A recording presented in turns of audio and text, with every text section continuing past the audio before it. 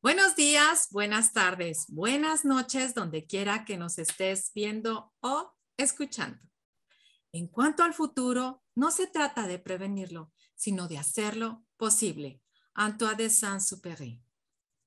Yo soy Verónica Zambrano, secretaria de Gestión y Promoción Profesional de la Federación de Colegios de Arquitectos de la República Mexicana, y les doy la más cordial bienvenida a este café Arquitectura de la FECAR, rumbo a la 110 Asamblea Nacional de la Federación de Colegios de Arquitectos de la República Mexicana, que se llevará a cabo en la ciudad de Villahermosa, Tabasco, con el tema Cambio Climático. Y para recibir a nuestro invitado el día de hoy, es para mí un gran honor encontrarme acompañada del presidente de la Federación de Colegios de Arquitectos de la República Mexicana, el arquitecto Marco Antonio Vergara Vázquez. Siempre es un placer tener invitados de tan alta envergadura como el día de hoy, que contamos con la presencia del doctor Eduardo López Moreno, arquitecto por la Universidad de Guadalajara con más de 25 años de experiencia académica y profesional en los temas de política de desarrollo urbano y vivienda, reducción de pobreza, gobernabilidad y análisis institucional.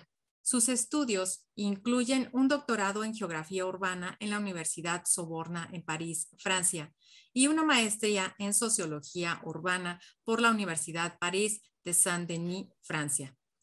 Con su liderazgo, compromiso y capacidad de innovación, ONU Habitat ha desarrollado la aproximación metodológica Cadena de Valor de la Urbanización Sostenible, como soporte exitosamente probado para avanzar en la implementación de la agenda urbana y los objetivos del desarrollo sostenible de la Agenda 2030.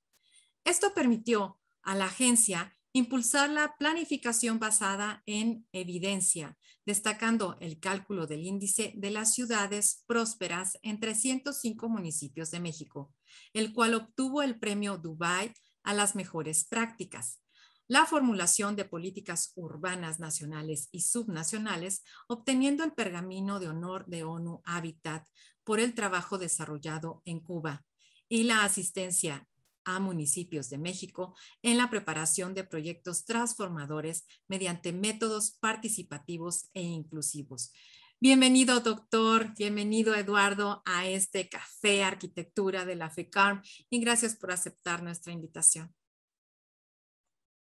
Verónica, en realidad un gran honor estar con ustedes, al arquitecto Marco Vergara por la presidencia de tan importante Comité Ejecutivo Nacional de Arquitectura, del que muchos años he estado indirectamente vinculado, pero es para mí, además de un honor, un placer estar en este café virtual, porque me recuerda mi regreso a México. Por los que me escuchan y ven, aquí está oscuro, estoy en Nairobi, en Kenia, que es de noche.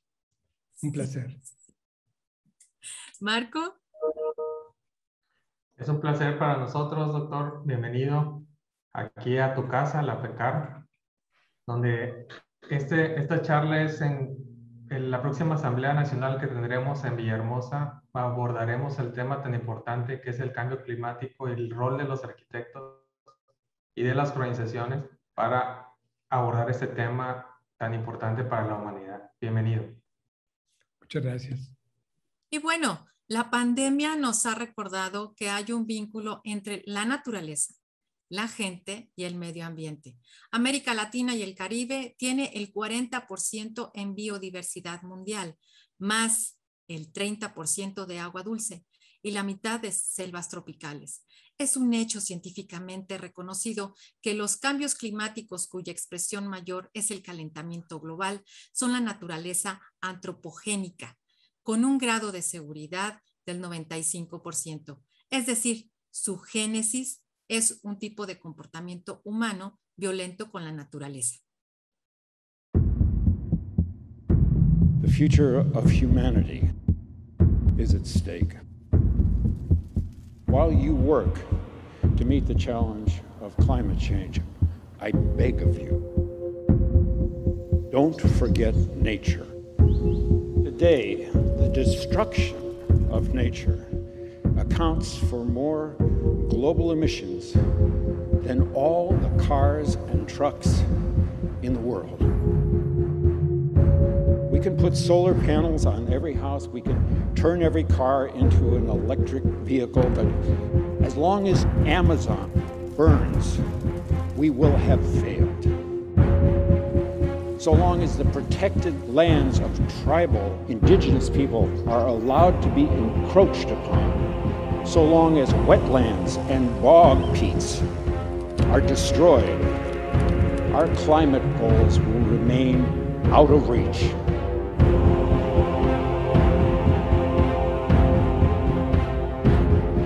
This is the core truth. If we are to survive on this planet, the only home any of us will ever know, for our climate, for our security, for our future, we need nature. Simply put, if we don't protect nature, we can't protect ourselves.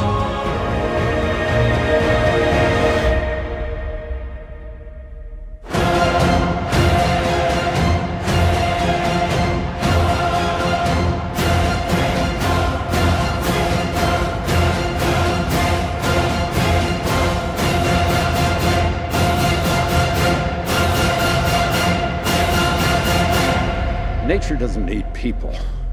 People need nature. Es importante aclarar que el cambio climático ha sido definido por la Organización de las Naciones Unidas como una amenaza existencial a la vida en el planeta.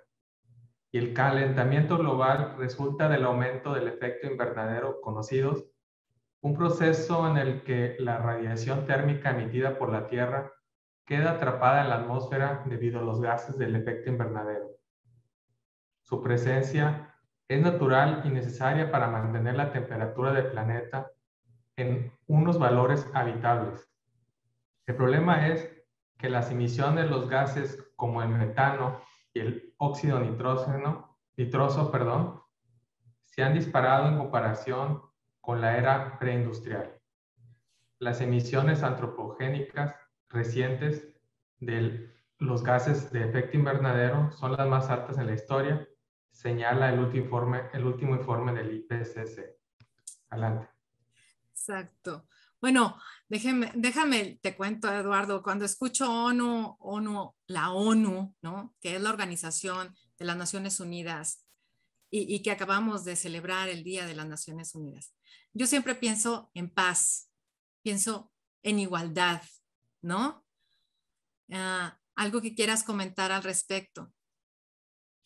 Sí, cómo no, y haces bien en pensar en paz e igualdad, pero me gustaría complementarlo con otras cosas. La ONU, antes de hablar de ONU Habitat, es un poco como la conciencia, un poco como en el buen sentido de la palabra, el cerebro, para que muchos de los proyectos, muchas de las acciones del hombre, de este cambio climático y de la acción antropogénica, tengan sobre todo una perspectiva de largo plazo. Nos salgamos mucho de la inmediatez, nos salgamos de una visión de corto plazo que es muy costosa, generando externalidades negativas a los habitantes en términos de costos de muchas cosas que podrían reducirse. ONU Habitat es entre la familia del sistema de Naciones Unidas, una de las agencias del desarrollo. Hay otras que tienen que ver con paz, otras que tienen que ver con prosperidad, otras con el planeta y otras que tienen que ver con la gente, que también es otra people. Y todas estas se llaman las 5 Ps de la Agenda 2030. Gente, people, paz, prosperidad, planeta y asociaciones, que en inglés es partnership. Y todo esto tiene que ver con la visión de largo plazo de que la ONU lo que hace es asegurarte que las acciones que se implementan tengan un fondo de derechos humanos, que los proyectos que se hacen sean incluyentes, que la visión que se toma sea sobre todo verde o vinculada a una noción de una protección y de un cambio a economías circulares, es decir, una visión de sustentabilidad sobre todo, derechos humanos, inclusión, sustentabilidad. Verónica, dijiste algo importante en la introducción, la génesis del antropogénico afectando el cambio climático 95% humanos. La realidad es que muchas de esas cosas se podrían cambiar, se deberían de cambiar.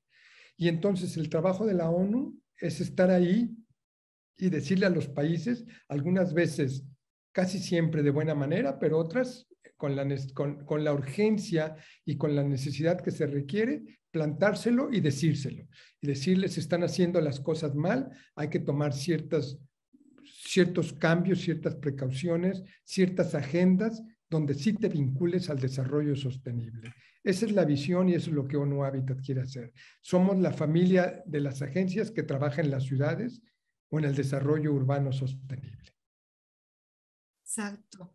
Bueno, ¿y qué retos se enfrenta la ONU Habitat al día de hoy si hacemos una evaluación para cumplir la Agenda 2030 aquí en México? O sea, ¿cómo vamos México en este rumbo a la Agenda 2030? Mira, para que una agenda se cumpla, se requiere un papel del Estado, un papel rector del Estado. Y sin entrar a debates que sé que en México han tomado mucha ideología al respecto, sí decirte que si haces un análisis en los últimos 20 años de cómo está evolucionando la urbanización, las ciudades, hay muchas cosas que se tienen que corregir, porque por diferentes razones, la legislación o la normatividad urbana o los actores políticos habían creado condiciones más para permitir que procesos especulativos funcionaran en las ciudades más que los procesos de derechos. Dicho de otra manera, toda esta normatividad había creado condiciones para especular, pero no para que el derecho a la ciudad, el derecho al goce de la ciudad, el derecho de las ventajas de la ciudad se pudieran dar para todos. Y entonces, ¿cuáles son los retos? Te doy 3 o 4 que son muy importantes. Uno, por razones vinculadas a esa falta de una rectoría de Estado, y sin criticar a los agentes que lo hicieron, porque tal vez algunos actuaron con la mejor voluntad posible, nos encontramos con cosas claras. Mira, de las ciudades en México, y este es parte del estudio que tú hablabas de las 320 ciudades, o sea, que lo digo con el conocimiento de que tenemos una masa crítica de información muy fuerte que permite hablar con autoridad en estas tendencias generales. Uno, las ciudades mexicanas crecieron 3 veces más en su espacio territorial que lo que necesitaban. Y tú dices, ¿y cómo sabemos qué es lo que necesitaban? Muy simple, el crecimiento de la población. Ponlo de esta manera, si una ciudad que tenía 1 millón de habitantes creció a 2, la ciudad creció 6 veces más, o 3 o 4 o 5. Y entonces imagínate tú saliendo de tu trabajo ahora con un vestido tan lindo como el que traes, que sea 3 veces más grande que tú. Te empieza a generar problemas de diferente naturaleza. Traduciendo esto del vestido en la ciudad, ¿cuáles son esos problemas? Producen más gases de efecto invernadero, consumen más energía, gastas más en infraestructura, te ves forzada a enviar a la gente más a periferias de periferias, o sea, generas más desigualdad espacial. Incrementas el costo de ciertos bienes y servicios y algo que no se ve pero que es fundamental. Si un día Marco Vergara, que hace un trabajo excelente de arquitecto, decidiera lanzarse de alcalde de su ciudad y dijera, voy a incrementar salarios, empleos, cuando las ciudades crecen 3 veces más, suceden cosas que no vemos pero que conspiran contra ese deseo. Y uno de esos es que bajan densidades. Y en México las densidades en las periferias urbanas bajan tanto que como alcalde, Marco no podría llevar bienes públicos a la ciudad o a esa parte de la ciudad porque tendrían que ser altamente financiables, porque no tienes la masa crítica de habitantes para que los paguen. Y entonces las ciudades se hacen muy disfuncionales y lo que debió ser un desarrollo sostenible se convierte en un desarrollo altamente insostenible. Las ciudades generan más pobreza y más desigualdad, más necesidad de transporte, pero en México de nuevo se le apuesta mucho al transporte privado, con muy pocas acciones de transporte público, de tal forma que en los últimos 20 años en México, por cada nacimiento de un niño, nacieron 2 carros y en algunos lugares 3. Entonces, te das cuenta que hay un desequilibrio estructural en la manera que estamos atendiendo las ciudades. 2 datos más y paro, Verónica, y verás los desafíos. Ajá. Del total de viviendas que se produjeron en México en los últimos 20 años, 8 de cada 10 viviendas se hicieron en lugares que no debería. Sí. 8 de cada 10. O sea que había un alto costo en esto. Y ahora, si bien no tenemos, ahí sí lo digo, no tengo datos concluyentes, de esas 8 viviendas, estimamos que 3 o 4 se construyeron en lugares donde nunca debió haberse edificado, en zonas de protección ecológica, de respeto medioambiental. Y entonces al principio dijiste algo muy importante. Hablaste de un 40% de biodiversidad y 30% de recursos naturales, pero esos son los que se están viendo afectados. Y entonces, en lugar de maximizar estas grandes ventajas comparativas que las ciudades y las regiones y los países tenían, estás afectando esas agendas a largo plazo. Entonces, el desafío nuestro es regresarte a una agenda donde le digas a la gente, ¿por qué si hoy día hay más planeación, hay buenos arquitectos, hay buenas escuelas de arquitectura, hay más tecnología, hay más institucionalidad? ¿Por qué tantas viviendas se están construyendo donde no se debería? Y la respuesta es porque de alguna forma otros intereses están prevaleciendo en el desarrollo, y la importancia es que, y entonces en mi plática lo haré cada vez más, que organismos como el Colegio de Arquitectos tomen un papel más preponderante en la toma de decisiones, contribuyan a edificar bienes públicos, hagan de la planeación también un bien social y no un bien tecnocrático al servicio de la producción de recursos y dinero, sino de esa visión de largo plazo. Y entonces sí hay un espacio muy grande para ustedes y para ONU Habitat en reconstruir esta visión en donde la sustentabilidad, el consenso, la visión de largo plazo primaran y no otro tipo de objetivos como lo estamos viendo. Así es. ¿Marco? Uy, qué interesante. Ahorita que hablabas de la movilidad, yo entiendo que el Estado es el que tiene que proveer las políticas públicas, pero una anécdota, yo cuando era estudiante yo me movía en transporte público y arriba del transporte público lo que pensaba es, con mi primer empleo voy a poder comprar mi primer carro. O sea, yo ya era un pasajero cautivo, ya estaba arriba del camión y lo que estaba pensando era en bajarme. Las políticas públicas que usted menciona es cómo mantener a esas personas que ya están usando el transporte público y que no se bajen. Y no solo eso, motivar a los que usamos carros a usarlo. Esta estrategia de movilidad, los profesionistas de la arquitectura, por ejemplo, no tenemos un asiento en el consejo del Infonavit.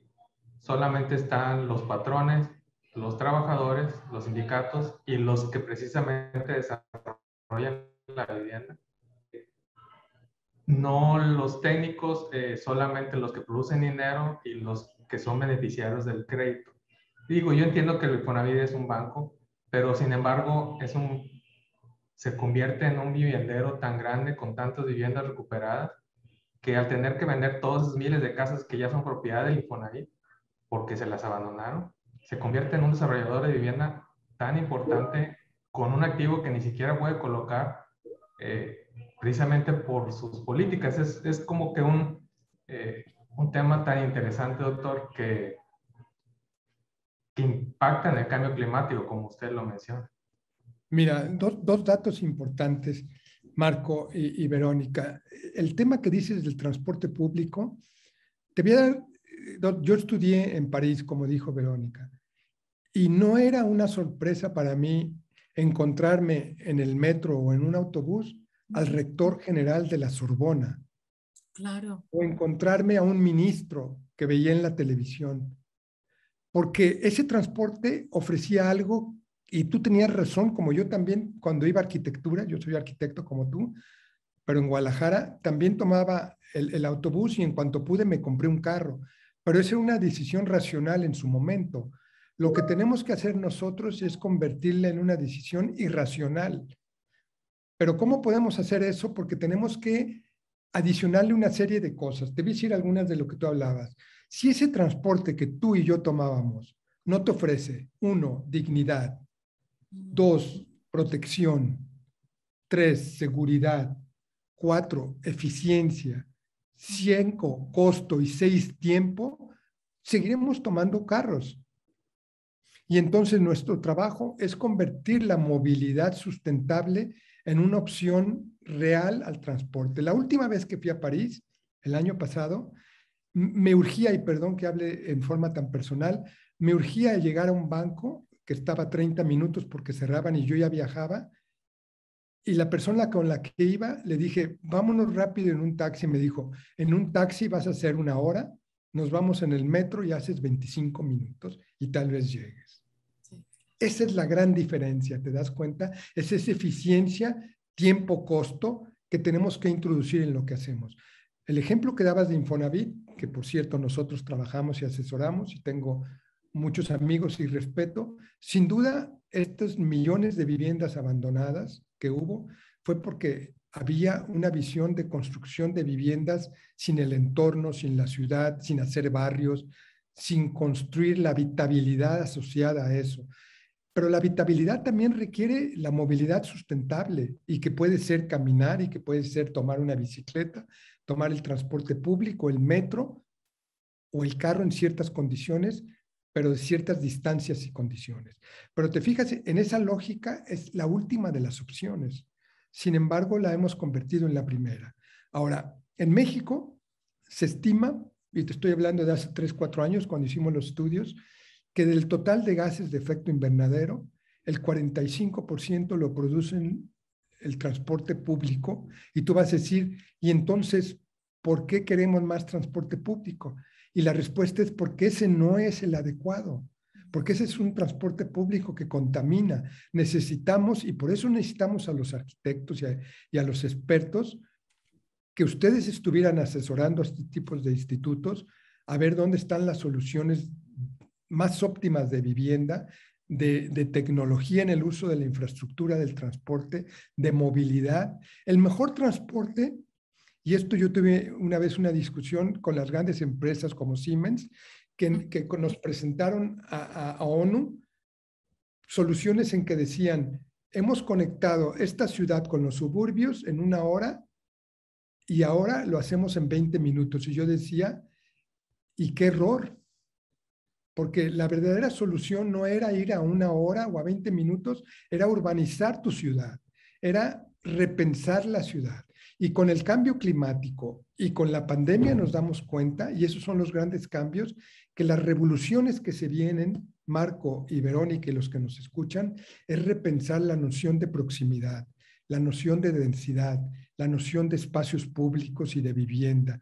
Y en la medida que hagas esto, te darás cuenta que no necesitas más distancias, sino mejores respuestas locales y de proximidad. Los franceses le llaman la ciudad de los 15 minutos, ONU Habitat le llamamos los barrios sostenibles. Ciudades en donde tus barrios encuentres a nivel de caminar, tomar bicicleta o transporte, todos los satisfactores que requieres alrededor. Y entonces eso solo lo vas a conseguir con una excelente planeación, con una reducción de desigualdades, porque hay barrios donde no hay nada, nosotros decimos, donde se acumulan las desventajas, y hay barrios donde hay todo y se acumulan las ventajas. Entonces necesitas esos equilibrios y es ahí donde juega un papel muy importante la arquitectura y la planeación. Verónica, ¿querías decir algo? Sí, ajá. Bueno, pensando en todo esto, en varias ciudades que recorro, yo también participé en el 2014-2015 junto con, estuvimos haciendo una investigación, ahorita me acuerdo el nombre, con el doctor Iracheta, con Alfonso Iracheta. estuvimos haciendo una investigación de vivienda abandonada en el estado de Coahuila. Bueno, él la estuvo haciendo a nivel nacional, ¿no? A mí me tocó el estado de Coahuila, que es donde me encuentro yo. Y estuvimos haciendo encuestas locales, focales, para revisar, pues, por qué habían abandonado la vivienda.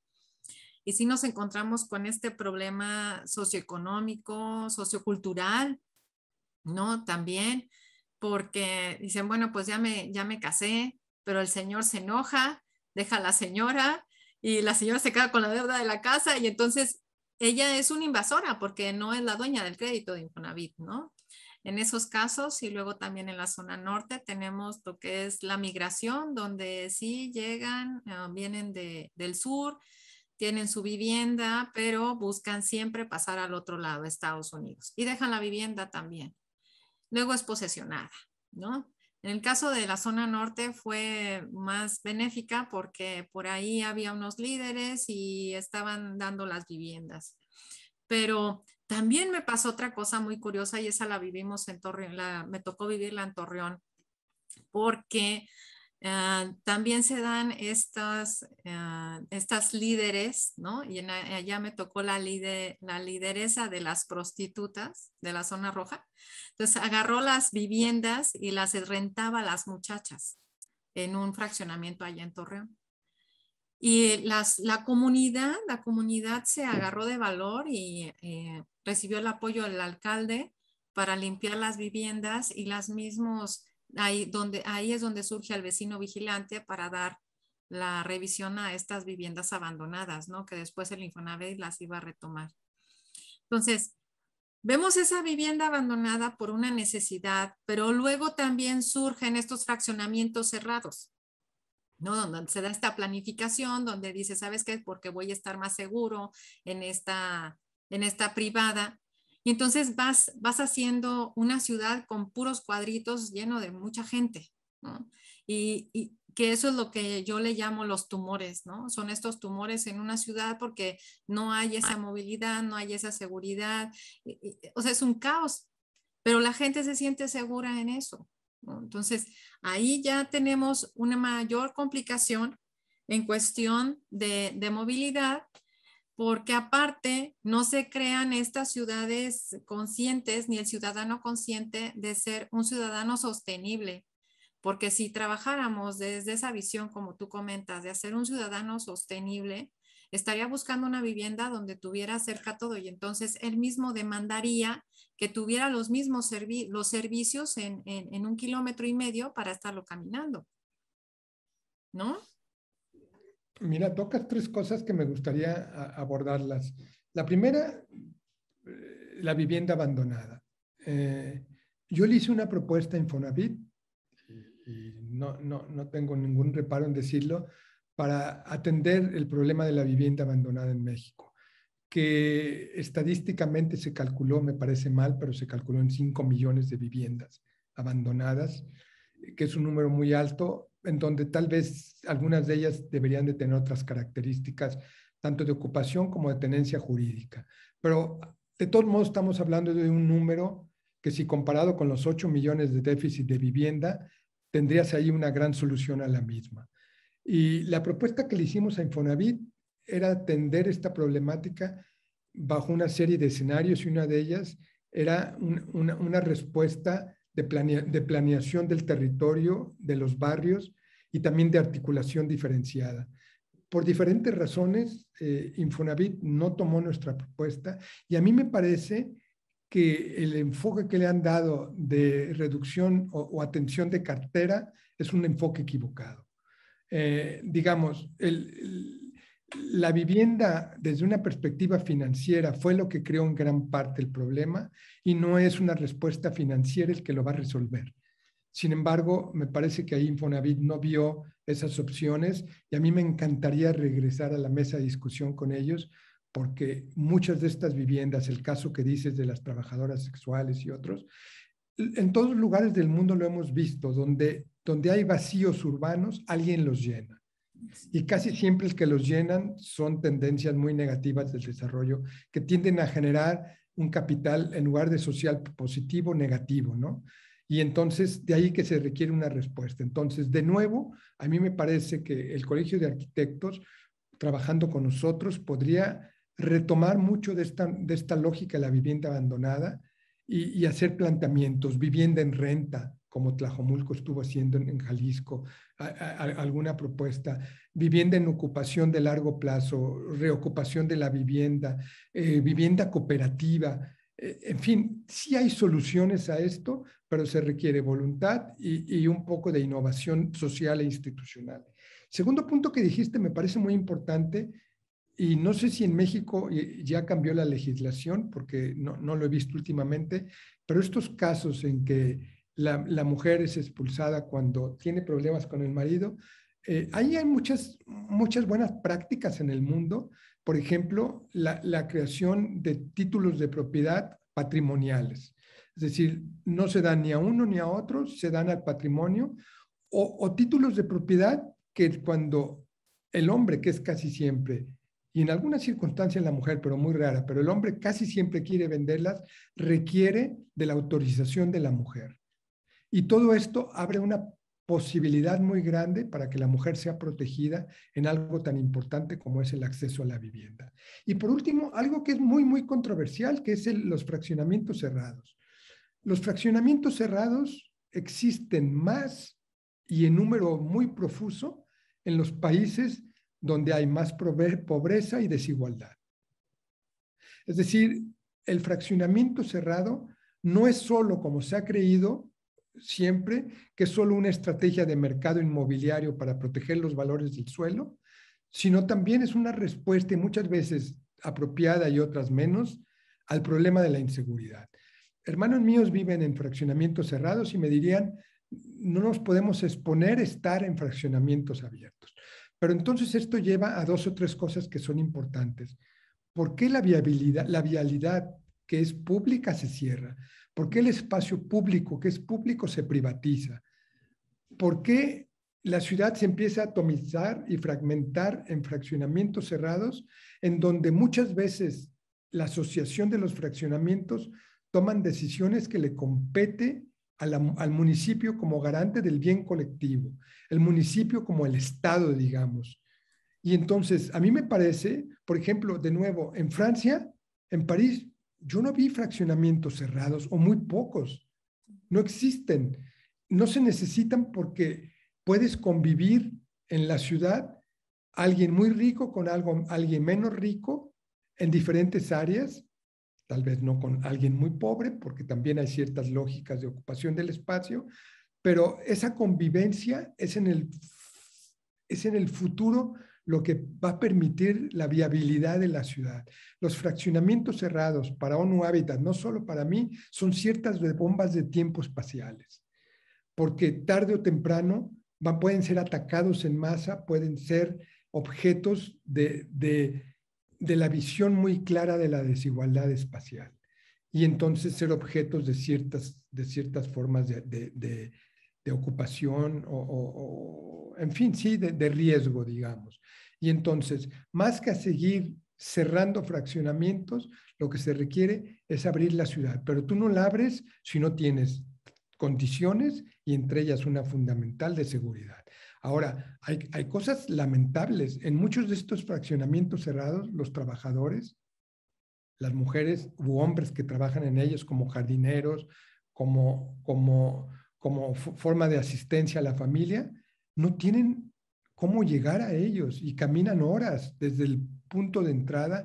No hay adentro de ellos equipamiento de proximidad en tiendas y en cosas, porque son fraccionamientos monofuncionales, mientras que la lógica de lo que yo te decía del barrio anterior es regresar, como en los barrios lo hubo en México, a la plurifuncionalidad, a la combinación de usos de suelo y a la combinación de diferentes gentes viviendo en la ciudad. Ese es el futuro al que le debemos de apostar, Verónica. Sí, luego esto te va a generar precisamente que estemos disminuyendo lo que es el calentamiento global, porque si no, pues estas mismas fracturas y estas malas planificaciones son lo que nos estás ocasionando, ¿no? Marco, ¿algo que quieras comentar? Pues sí, yo vivo en una ciudad fronteriza aquí en México, y una tendencia es cerrar calles que son vía pública, no son fraccionamientos privados, desde un origen, como el régimen de propiedad de condominio, sino son vía pública. Y no se actualiza, obviamente, estos cercas en los mapas, en la cartografía, y ha provocado que bomberos, ambulancias, no lleguen porque de un día a otro se levantan bardas y en ocasiones es en prejuicio de las mismas personas que los habitan. Y obviamente sin permiso, y también con beneplácito de la autoridad, al no poder proveer la seguridad que la sociedad exige, lo permite yendo hacia otro lado. Dice, bueno, ustedes ciérrense, siéntense seguros y yo ya terminé. Muchas gracias. Y regresando al tema de cambio climático, doctor, no sé qué tan...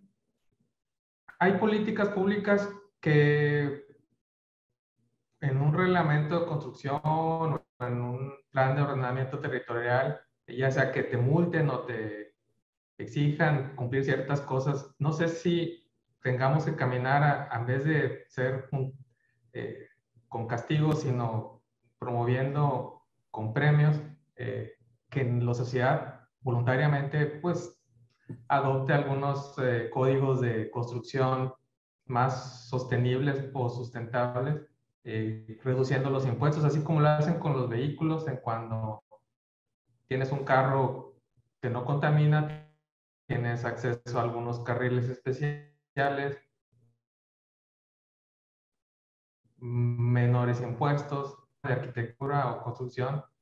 Deberíamos de iniciar con incentivos antes de llegar a algunos reglamentos más estrictos, digamos. Total, tienes toda la razón, Marco. Te digo, fíjate, primero, en México, hablando también un poco de agendas que hay que atender y de deudas que hay que saldar, en los últimos 20 años, contrario a otros países de ingreso medio como México, el espacio público en las calles se ha mantenido a lo que había hace 20 años en proporción o se ha reducido. Y entonces la pregunta es, ¿por qué la ciudad está perdiendo espacio público? Porque está ganando en calles o está ganando en lotes en venta. Dicho de otra manera, hay una lucha que no vemos, pero es una lucha entre lo público y lo privado, una lucha invisible, en el que profesionistas como tú deberían de contribuir a equilibrar lo público y lo privado. Y hoy día la lucha la pierde lo público y lo va ganando lo privado en un alto costo a la sociedad. No porque lo privado sea malo, sino porque no hay ese equilibrio y no hay esa regulación. Evidentemente, ONU Habitat favorece el desarrollo privado o el de los agentes privados, del sector privado, y si continuamos en esa lógica, de los viviendistas o de los promotores inmobiliarios. La cuestión es que hay que hacerlo de tal forma que no traiga esos costos. Entonces, por ejemplo, las calles cerradas, mira, hay un estudio que hicimos nosotros que llamamos las calles como vectores de prosperidad. Y nos dimos cuenta de algo interesante. En Nueva York, en Manhattan, por ejemplo, del total de lo que es la isla, el 33% son calles.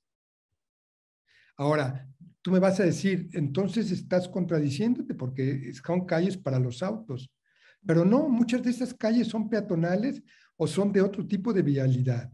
Entonces, tiene que haber un equilibrio entre la calle, que es una gran viabilidad, que pueden ser 20, 30 metros porque se requieren para la infraestructura, para el transporte masivo, pero también la calle de 6 o de incluso de 4 metros que es para caminar. Y debe de haber un equilibrio entre ellas. De Manhattan, 33 metros de calle, si te vas a Europa, ciudades europeas tienen 30 metros, 30%, perdón, del total de la superficie de la ciudad, 30% son calles. En Latinoamérica es como 20-22. Y en África, en Nairobi es 11%. Entonces, te das cuenta que con 11% de calles vas a tener altos problemas de congestionamiento y vas a tener serios problemas de circulación y entonces muchos gases de efecto invernadero por el consumo de carros que están parados. Entonces, sí hay una relación entre la planeación, la proporción de calles, la proporción de espacio público, y hay que regresar a ella. Y tú lo dijiste, para eso son las normativas, para eso son las guías, para eso son los arquitectos.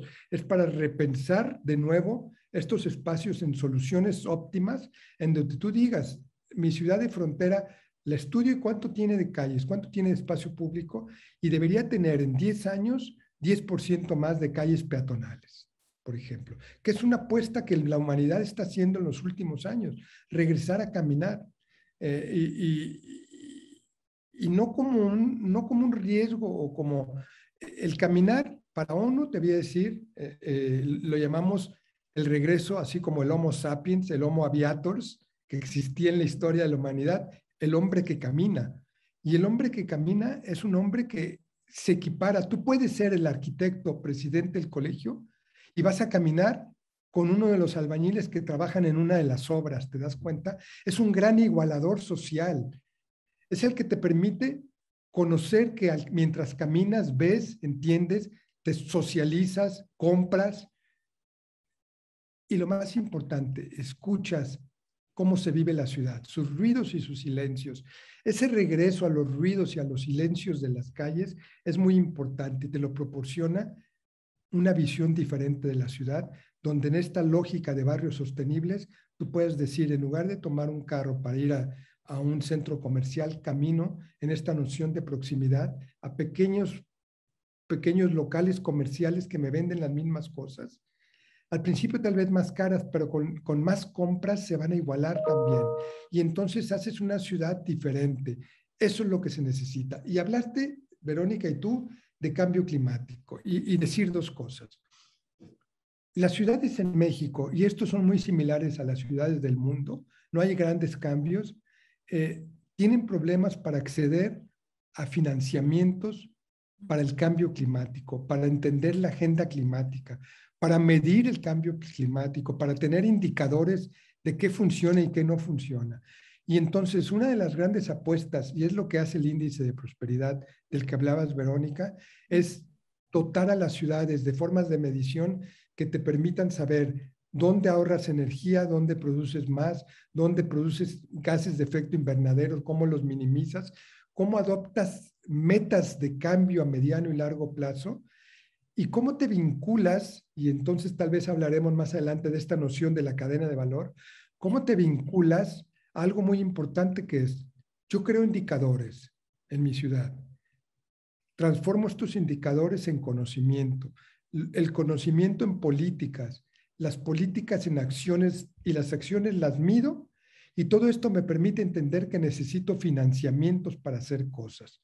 Y entonces en el cambio climático, menos del 5% del total de los recursos mundiales, como escuchan las gentes que nos ven, menos del 5% van a las ciudades. El resto va a otras cosas. Y entonces la mitigación como respuesta es muy pobre porque tiene muy pocos recursos. Por un lado, los recursos globales, el capital financiero internacional va a otro tipo de cosas y muy poco a donde podría darse los cambios. El 75% de los gases de efecto invernadero se hacen en las ciudades, pero el 5% de los recursos se les da a las ciudades. ¿Te das cuenta? Hay un desequilibrio estructural financiero muy grande. Pero entonces, ¿qué hacer? Y de nuevo me remito a ustedes como Colegio de Arquitectos, podrían apoyar a las ciudades a entender mejor cómo accesar o acceder a sistemas de financiamiento para el cambio climático, para las respuestas al calentamiento global, para las respuestas a la adaptabilidad y a la mitigación, en donde pudiéramos utilizar esos fondos. En México, menos del 20%, según el último análisis que hicimos, de las ciudades tienen acceso a fondos verdes.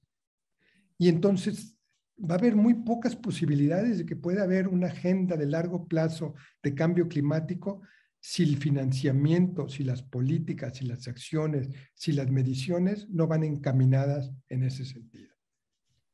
Efectivamente, yo estaba revisando que, bueno, el Banco Interamericano de Desarrollo está, bueno, próximo a realizar en la junta del COP26 y va a presentar algunas propuestas para las estrategias verdes a través del BID Invest. porque están trabajando precisamente en la electromovilidad y en otras cosas. Pero una de las cosas que a mí me llamó y me llamó mucho la atención de esto de las ciudades, también que muchas ciudades tienen ríos y arroyos que en lugar de reutilizarlos o reactivarlos para hacerlos, para alinearlos, ¿no? Para eliminar y ayudar a lo del efecto invernadero, lo que están haciendo es mejor entubarlos. Entonces también esas son otras, ¿no? Creo, bueno, pues, ¿qué estamos haciendo, no? En lugar de, y veo también muchas ciudades en Europa que en lugar de estarlas entubando, los están haciendo más hermosos y les están poniendo cosas más bonitas y están reactivándolos, ¿no? Entonces, conciencias es lo que necesitamos también. Y bueno, hablemos de la cadena de valor de la urbanización sostenible. Eduardo. Bien, un punto primero, Verónica, sobre la conciencia. Mira, yo antes de que fuera la pandemia, trabajé en la ciudad de Wuhan, que hoy día es tristemente célebre porque ahí inició la pandemia. Pero es una ciudad de 10, 12 millones de habitantes, hermosa en algunos lugares, menos en otra, pero tiene una característica de la que podríamos aprovechar mucho. El 20-25% de la ciudad son cuerpos de agua, ríos y lagos. Y en lugar de entubarlos, como fue en México, como fue en Guadalajara, de donde yo soy, el río San Juan de Dios, hoy la calzada Independencia entubada, y así muchos, sí. Es entender que a la agenda café, que Brown Agenda, que es la agenda urbana, se le adicionó en el tiempo la agenda verde, que es la agenda de la protección, pero también de la visión de una transición ecológica, de una economía circular, etcétera. Pero hoy día se está hablando mucho de la agenda azul, que evidentemente tiene que ver con la noción del agua. Y es lo que tú decías. Entonces, curiosamente, las ciudades donde había cuerpos de agua, ríos y lagos principalmente, que fueron afectados, es porque no se entendió que ellos representaban una externalidad positiva de desarrollo, es decir, una ventaja de desarrollo. Donde hay cuerpos de agua y hay desarrollos urbanísticos, se calcula que cuando están bien logrados desde el punto de vista de la planificación, pueden alcanzar ventajas en términos de incrementos de suelo, de valor, en una lógica también de plusvalías e impuestos que tiene que capturar el municipio, hasta en un 30%. Y entonces cuando las conviertes en ríos de calles, pierdes esa externalidad positiva y la conviertes en una negativa de contaminación y de transporte negativo, digamos, ¿no? Entonces, sí, sin duda, hay que repensar, y de nuevo allí el trabajo de los planificadores, de los urbanistas, de los arquitectos, es repensar estos valores que hay en la ciudad y encontrar formas de maximizarlos. Y entre ellos esta agenda azul que cada vez debería tomar más importancia. ¿Qué es la cadena de valor? Las ciudades tienen, las mexicanas como muchas otras, muchos déficits, muchos problemas, digamos, pero tienen muchas oportunidades. Y esas oportunidades se les llama ventajas comparativas. Es decir, que pueden ser una barranca como en Guadalajara, o puede ser una montaña en otra ciudad, o pueden ser ciertas cosas, o pueden ser también no necesariamente naturales, pueden ser creadas. Es decir, por ejemplo, la historia, el patrimonio, las condiciones te generan ventajas comparativas en las ciudades. La cadena de valor lo que hace es, a partir de una medición inicial, entender no solamente cuáles son los déficits. En México, mucho de la planeación, fíjate, se hizo sobre la idea de responder solo a los déficits o a los problemas, pero no de maximizar las oportunidades.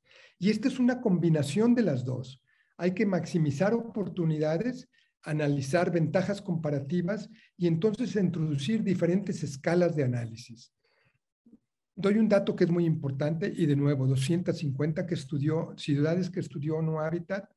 Las ciudades más prósperas del mundo se encuentran en regiones prósperas.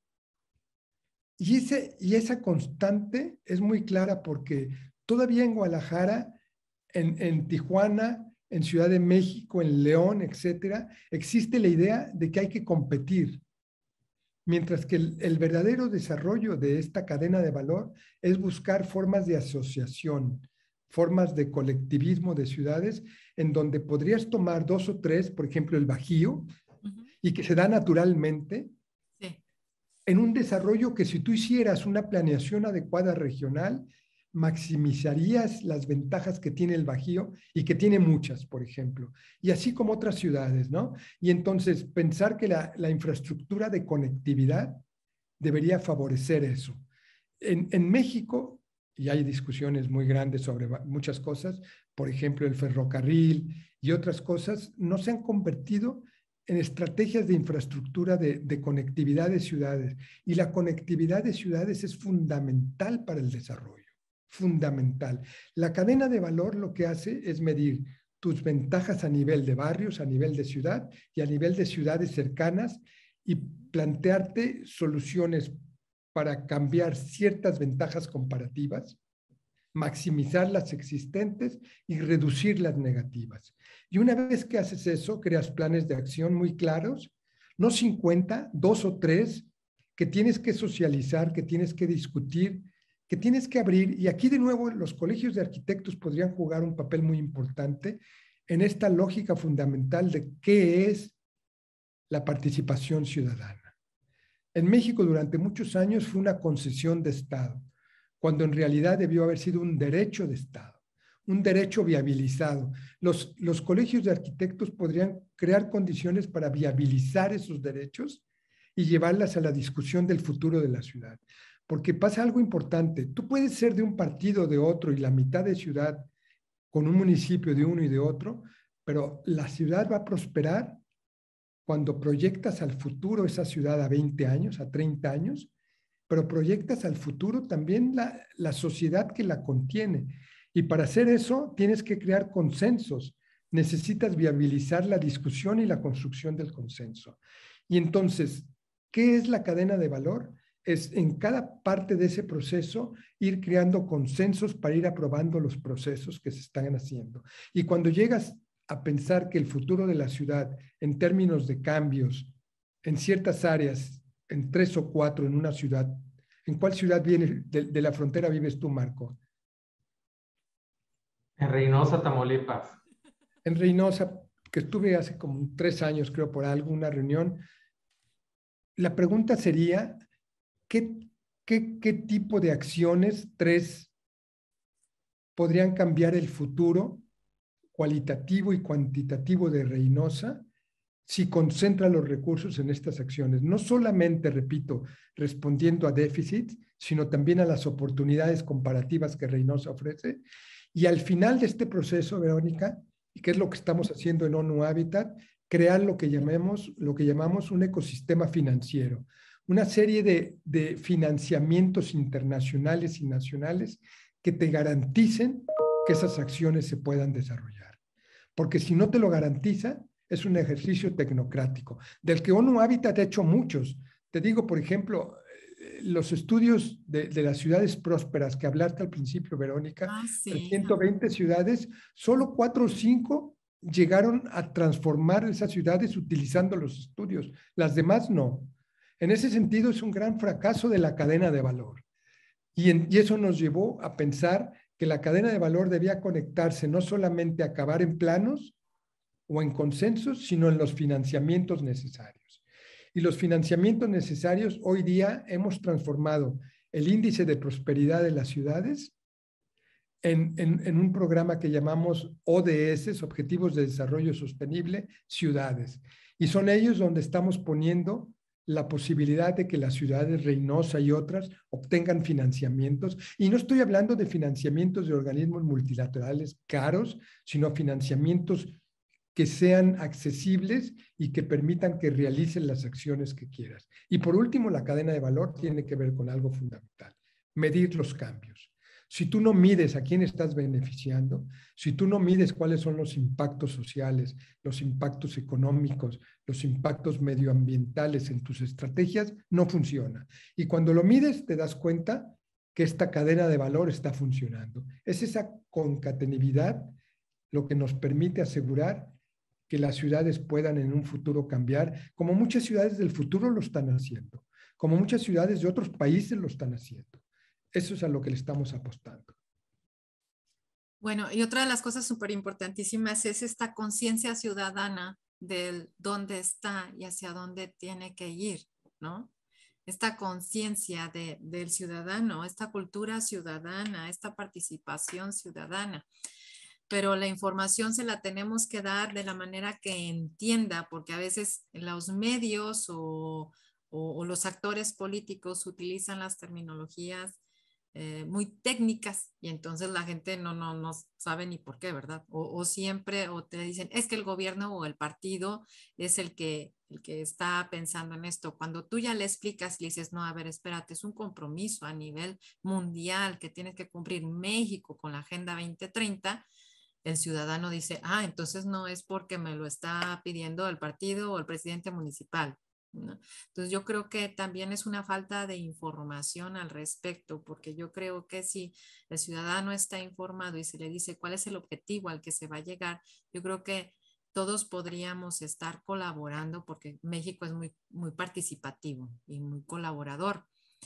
Entonces se podría estar realizando algo. Para concluir, algo con lo que nos quieras dejar, Eduardo. Estamos pensando en todo esto y ha sido una charla deliciosa, pero queremos que vayas a cenar. Gracias. No, vamos a concluir con cosas prácticas. Una, tenemos que reconstituir en México la noción de los comunes, que tiene mucho que ver con esta idea de qué es lo que todos queremos proteger y cómo lo hacemos.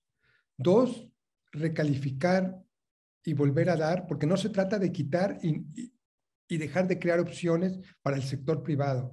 Hay que recalificar que el sector privado, mercantil, el financiero, regrese al desarrollo y lo haga, pero desde donde hay una rectoría de Estado regulatoria y donde hay esa visión de largo plazo de qué es lo que queremos cambiar y cómo. Y concluyo con lo que acabas de decir, la conciencia es fundamental, pero para que la conciencia realmente funcione, tienes que construir actores de tiempo completo, que es la ciudadanía en el que la empoderes desde mujeres, niños, colectivos, varios, minorías de todo tipo, y les puedas dar la oportunidad de participar. Pero para hacerlo necesitan mucho trabajo, como tú bien lo dijiste, en la comunicación, en los mensajes, en socializar esto y en convertirlo en una estrategia de largo plazo. Es esta visión de largo plazo que en México realmente todavía está faltando para pensar que la prosperidad, el desarrollo, la sustentabilidad no son un accidente. Se dan cuando hay políticas públicas claras y cuando hay una participación ciudadana clara. Y acabo con eso. Marco. Muchas gracias por su charla, por este café. Yo aquí sí tengo mi café. Doctor, muchas gracias por darse el tiempo de acompañarnos en este tema, con ese tema tan importante, tema que abordaremos en nuestra próxima asamblea precisamente para hablar de lo nuevo, tratar de que todos los arquitectos de nuestra FECAR estemos alineados en estas políticas públicas y poder incidir en a nivel local, porque cada colegio tiene un lugar en el INPLAN, en algún organismo, algún consejo a nivel local, y es donde podemos incidir, pero para incidir necesitamos estar bien informados, bien educados y bien capacitados, y es parte de nuestro trabajo con esta charla y con nuestra próxima asamblea. Muchas gracias. Muchas gracias a ti, Verónica, por el espacio, y a ti, Marco, por abrirme tu comité, tu presidencia, ponerla al servicio de la discusión colectiva y de la visión de la ciudad mucho más objetiva en lo que podemos hacer. Es un placer y es un honor estar con ustedes. A nombre de la Federación de Colegios de Arquitectos de la República Mexicana, ACE, agradecemos infinitamente el haber compartido con nosotros su tiempo. De igual manera, agradecemos a todos nuestros seguidores en nuestras redes sociales FECAR, Facebook, Instagram, Twitter, Spotify, YouTube. Esto fue Café Arquitectura de la FECAR. Hasta la próxima. Hasta luego, muchas gracias.